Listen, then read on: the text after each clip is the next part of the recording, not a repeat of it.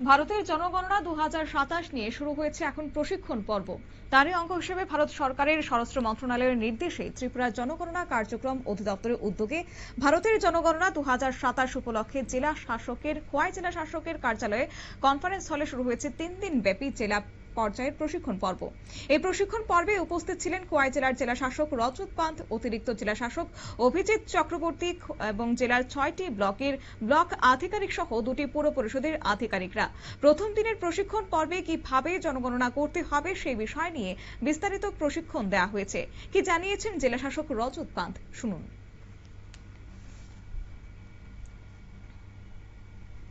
Field numerator officers को नियुक्त करा है।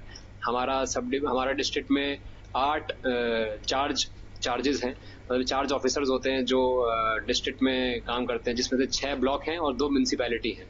तो इनको जो हेड करते हैं हमारे सीईओ और सारे बीडीओज, ये चार्ज ऑफिसर्स हैं। और डिस्ट्रिक्ट में principal census officer district magistrate है। तो हमारा ये ट्रेनिंग हो रहा है, जिसमें हमने सभी ऑफिसर्स को बताया जा रहा है कि किस तरीके से सेंसस करना है, क्योंकि आप जानते हैं सेंसस इतना इंपॉर्टेंट है, क्योंकि जनगणना के आधार पर ही देश की सारी पॉलिसी बनती है, स्टेट की सारी पॉलिसी बनती है।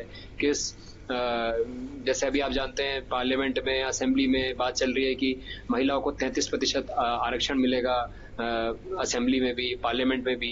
तो उसका आधार क्या होता है? जनगणना होती है। कितने पॉपुलेशन है तभी पता चलेगा, तभी तो उसका परसेंटेज हम महिलाओं को दे पाएंगे।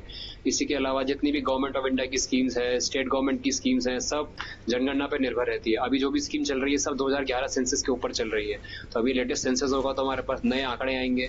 जैसे कि मैं आपको बताना चाहूंगा, हमारे डिस्ट्रिक्ट में सेंसस के हिसाब से पॉपुलेशन 4 लाख से अंदर था 2011 सेंसस के।